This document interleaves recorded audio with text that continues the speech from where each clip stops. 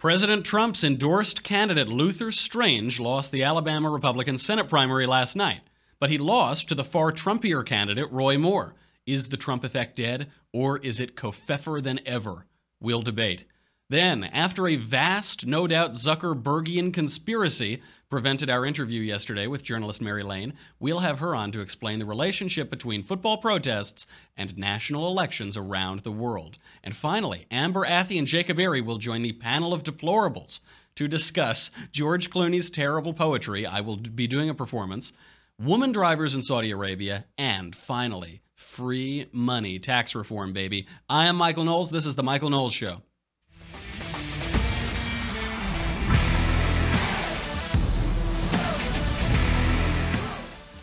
This election result is great news.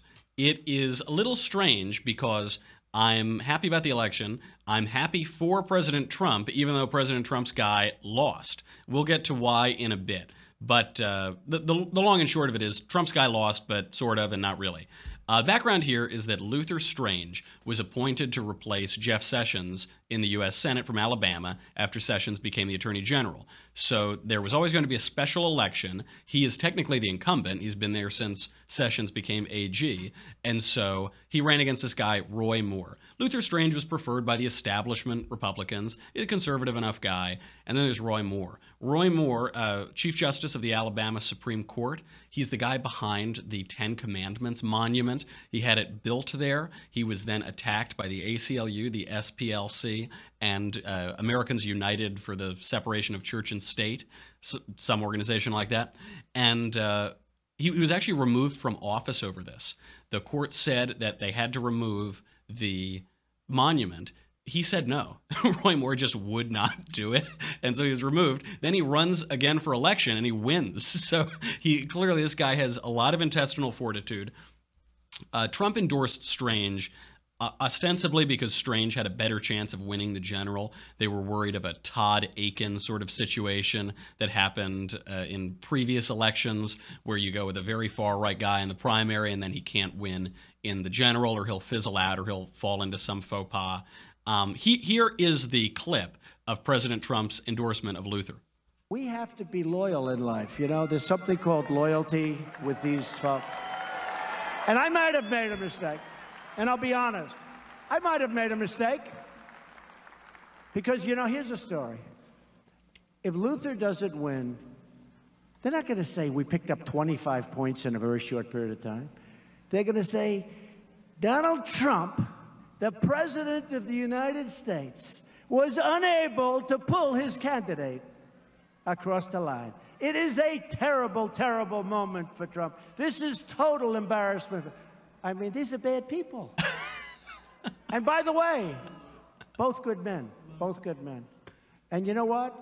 And I told Luther, I have to say this, if his opponent wins, I'm going to be here campaigning like hell for him. But I have to say this, and you understand this, and just look at the polls. Luther will definitely win.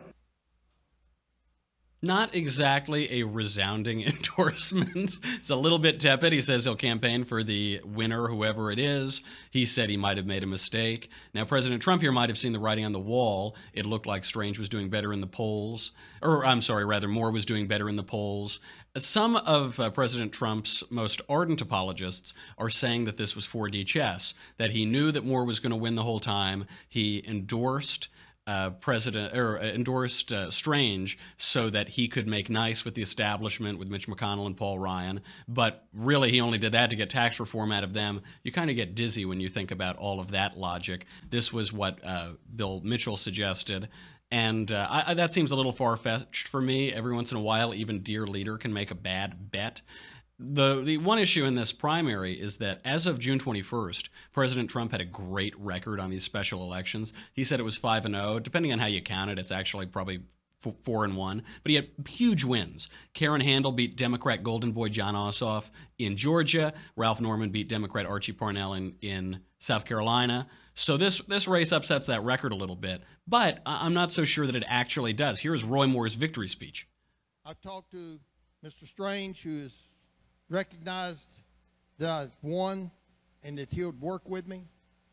I've talked to Senator Lee, Senator Rand Paul, and Senator Cruz, and various others that are important in our government. Together we can make America great. We can support the president. Don't let anybody in the press think that because he supported my opponent that I do not support him and support his agenda. As long as it's constitutional, as long as it advances our society, our culture, our country, I will be supportive as long as it's constitutional.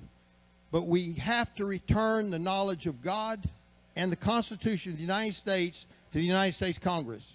So if this is a loss for President Trump's agenda, what does victory look like? This is pretty good. If Luther Strange, if Trump's endorsed candidate had won, he wouldn't have given as resounding and supportive a speech as that. It's really excellent. If you're one like me, I like a little bit of a schizophrenic view of the world. I like a semiotic view of the world, a symbolic one. You have guys like Donald Trump. You have the name Trump. Trump wins this election. Then you have someone like Luther Strange, okay, and Roy Moore. More Covfefe, more Trump, more aggression in the culture war, fighting issues that people really care about, saying absolutely not, we won't move this monument of the Ten Commandments. We're going to stand our ground and defend the culture that's made our country so great.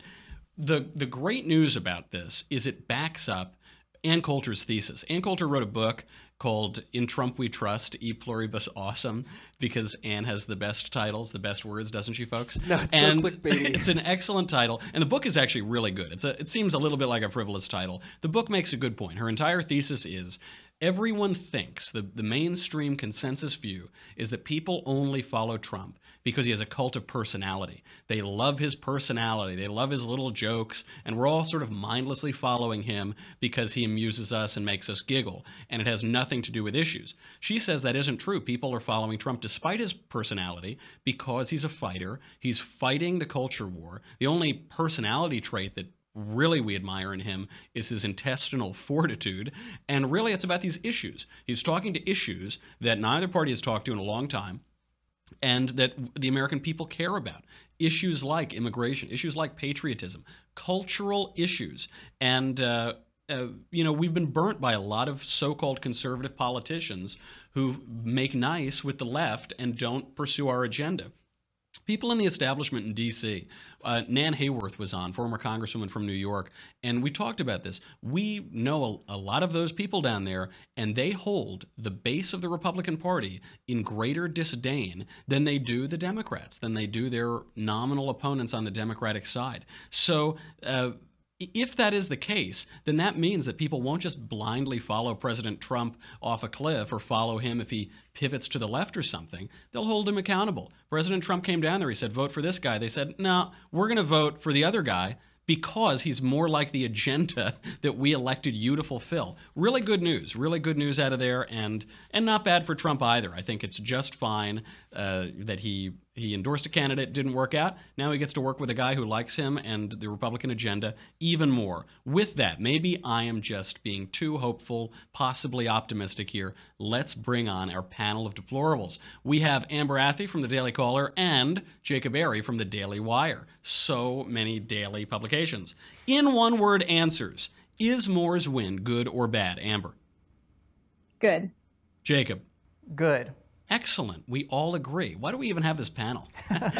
We're like the opposite of Crossfire. You know, Crossfire is like wah, wah, wah. Us is just like, is Trump great or is Trump the greatest? Amber, why did President Trump endorse Luther? There's actually a report that came out of Breitbart yesterday that said this was all Jared Kushner's idea. And I think the underlying logic here was that he was trying to play nice with Mitch McConnell after all of his attacks on McConnell. But that logic is so backwards because the solution to McConnell not getting things passed in the Senate isn't to turn around and make deals with him or praise him for his failures. It's to elect people that support the Trump agenda and are going to vote for all of these things that are being pushed by Trump. Do you think it was a mistake for President Trump to endorse Luther?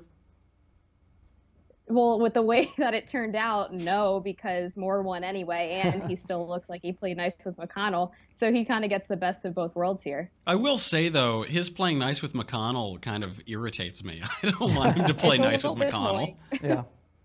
Jacob, Moore's defeated opponent, Luther Strange, is warning that Moore will be the new Todd Aiken. He's referring to these whacked out candidates, who actually Todd Aiken, he made some very stupid rhetorical mistakes, and it cost Republicans a good seat in the Senate. Right. But, these guys give the media anything and they'll pounce and jump on a stupid statement. Is that the case here? Is he going to be Todd Aiken, or has the weakening of the media even made that logically and politically unlikely? No and yes. We What have a to bold remember. statement, Jacob. Yeah. I love bold statements on this show. No and yes. Well, I say no because Todd Aiken, he was a relatively unknown person who just kind of came in on the wave of the Tea Party movement.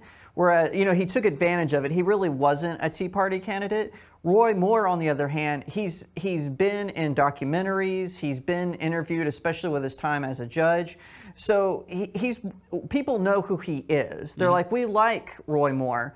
And I think that this is really good for Trump because I do think Roy Moore will be good for his agenda. And I agree with Amber. I think, or I should say, I agree with you. I think that Trump was just endorsing Strange just to go, oh yeah, see, I'm gonna play nice with McConnell. And if you remember, he said, I didn't have to go to dinner with Strange's family. That was amazing. Not exactly a glowing endorsement to say, I came down to campaign for you, but I don't want to eat with you. Yeah, I want to get out of there as soon as possible. Amber, Bill Mitchell and some of the other very prominent and loud and vociferous Trump supporters have said that this was 4D chess, that President Trump he didn't really want Luther to win. He was trying to work against him a little bit. He was just trying to get tax reform. Does that hold water, or are we reading way too much into this? I think that's a little bit too far into it. I think this is more about listening to his son-in-law, and he's done other things at the bequest of Jared Kushner that didn't quite pan out either, firing Comey, for example. Yeah. So I think 4D chess is a little bit too far, and especially considering a lot of Trump's aides did go to try to help Strange. He wouldn't have put this much time and effort into trying to get Strange elected if this were just a secret kind of chess move to actually get more. I think they're really going a little too far with that guess and giving Trump maybe a bit too much credit. And speaking of the family, speaking of Jared Kushner, I look around the president's inner circle right now, and I don't see a whole lot of conservative Republicans. A lot of those people, Bannon, Gorka, have been pushed out. They're not there anymore. But for some reason, Jared Kushner is still hanging around. Is there a worry that President Trump will be pulled to the left by these non-conservative voices, or will he get the message from last night's election? I think there's definitely a concern, especially when you look at these reports that say General Kelly is hiding reports from President Trump, specifically the ones from conservative outlets that are criticizing some of the things like working with the Democrats on DACA and these moves to the left that he's been getting from Kushner and Kelly without Bannon and Gorka. So I think that's definitely a concern. And if Trump doesn't know that the conservative base is riling against him on these issues, he can't correct himself. And do you think, also we'll go around with you and Jacob, do you think that Ann Coulter is right?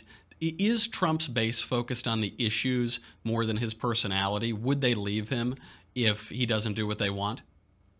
Yeah, my parents are proud Trump supporters, and my mom actually read what Ann Coulter had to say about that, and she said she just summed up exactly how I feel about Trump in one sentence. It's never been about his personality. It's always been about the issues that he talks about.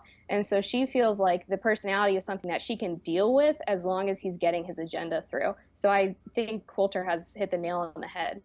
Jacob?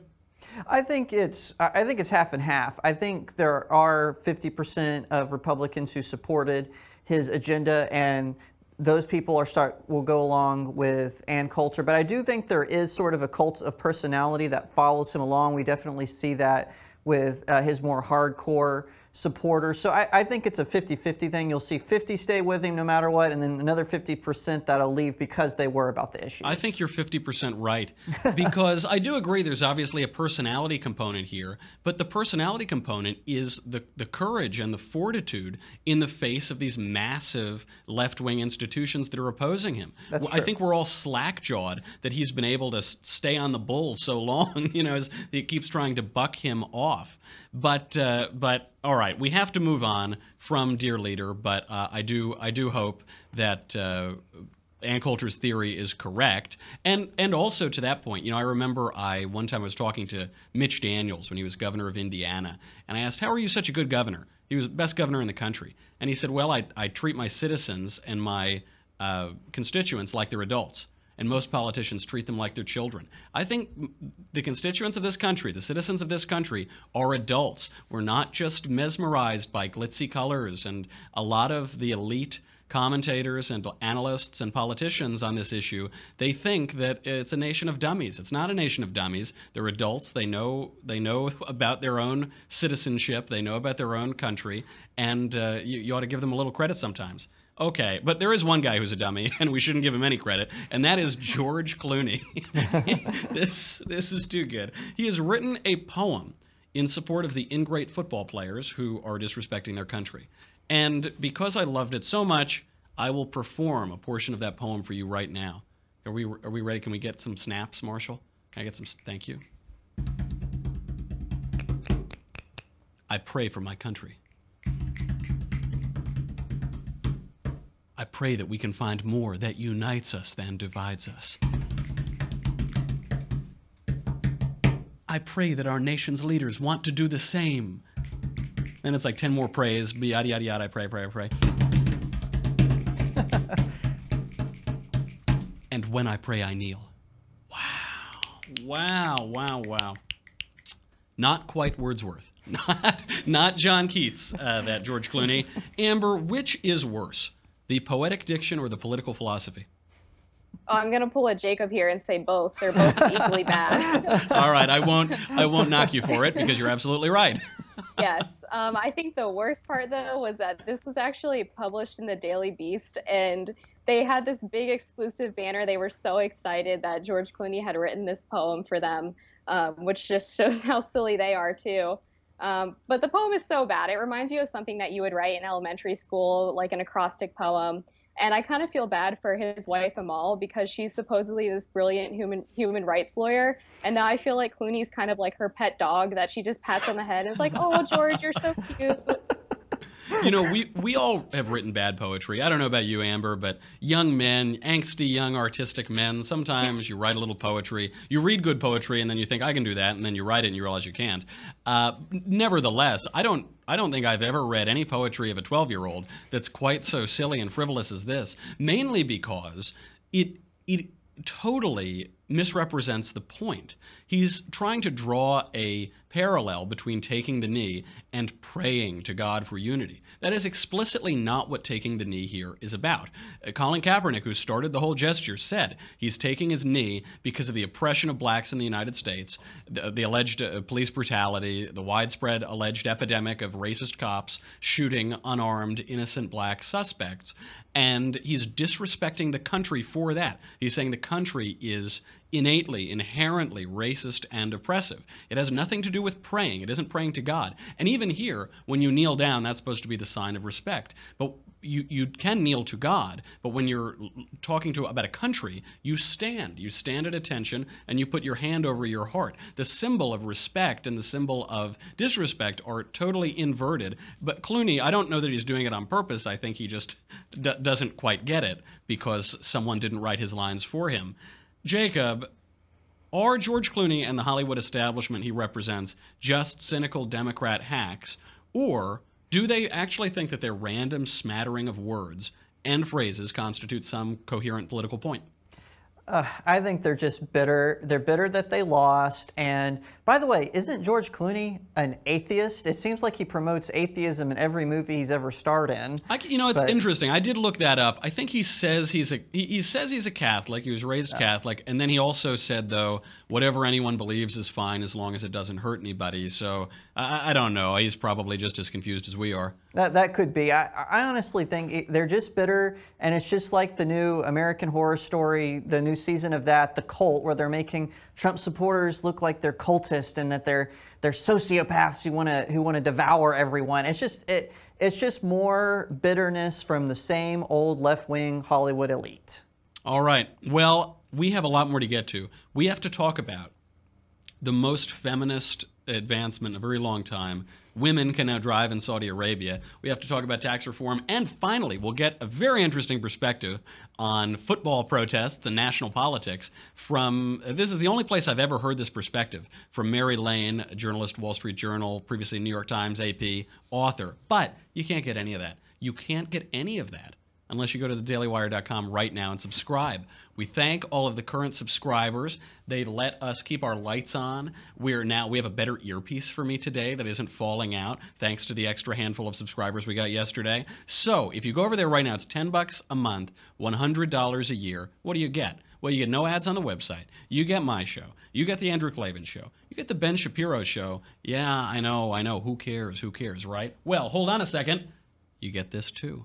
That's right. Now I have your attention. You get the Leftist Tears tumbler. You can't get it anywhere else. You can't buy it in a store. You can't buy it online. The only way that you can get the perfect vessel, the most beautiful vessel ever made for carrying leftist tears, is to subscribe to the Daily Wire right now. You can, obviously we've been bottling since this morning the George Clooney vintage. This is limited edition, but he's right around the corner here in Beverly Hills, so we're able to get it right at the source. It's biodynamic, it's farm to table, it's organic, non-GMO, not gluten-free. Go over there right now, dailywire.com. We'll be right back.